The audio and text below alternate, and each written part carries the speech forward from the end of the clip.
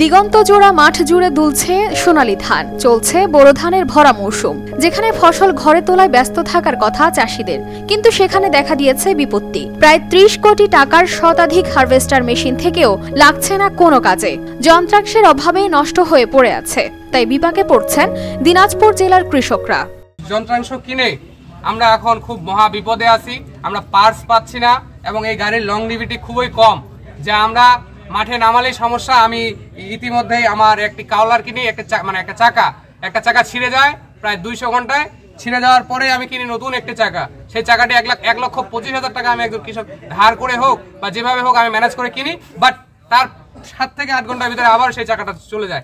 মাঠে নামতে পারছি না। এখন আমার ভরপুর সিজন চলছে, মেশিনের জন্য ধান কাটতে পারছে না, লেবারের জন্য ধান কাটতে পারছে, অথচ এই 30 লক্ষ টাকা দামের একটা মেশিন থাকা সত্ত্বেও আমি মাঠে নামতে পারছি না। জেলায় সরকারের দেয়া ধান কাটা মেশিন আশীর্বাদের পরিবর্তে হয়ে দাঁড়িয়েছে অভিশাপ।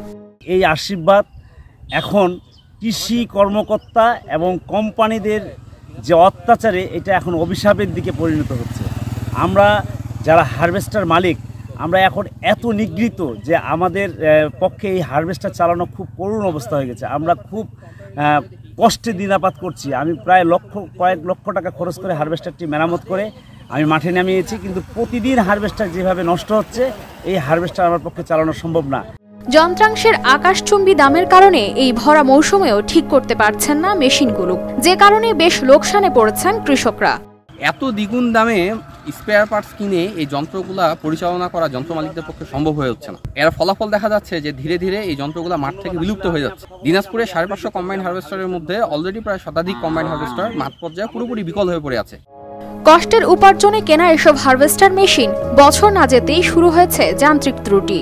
একদিকে যন্ত্রাংশের উচ্চ মূল্য, অন্যদিকে কোনো রকম চালু করলেও তা থাকছে না বেশি সময়। এভাবেই নষ্ট হয়ে পড়ে আছে শতাধিক হারভেস্টার মেশিন।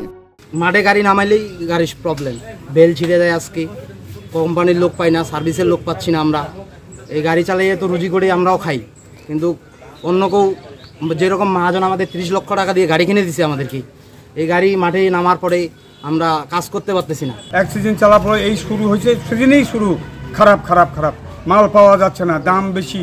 তারপরে আমার সিজন টাইমে গাড়ি বন্ধ হয়ে আছে, আমার দেনায় জর্জরিত। আমি 8 লক্ষ টাকা আমি দেনায় পড়ে আছি।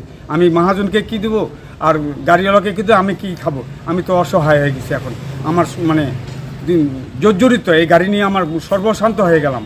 চাষিরা এ বিষয়ে লিখিত ও মৌখিকভাবে একাধিকবার স্থানীয় কৃষি অফিসে অভিযোগ দিলেও মেলেনি কোনো ফলাফল।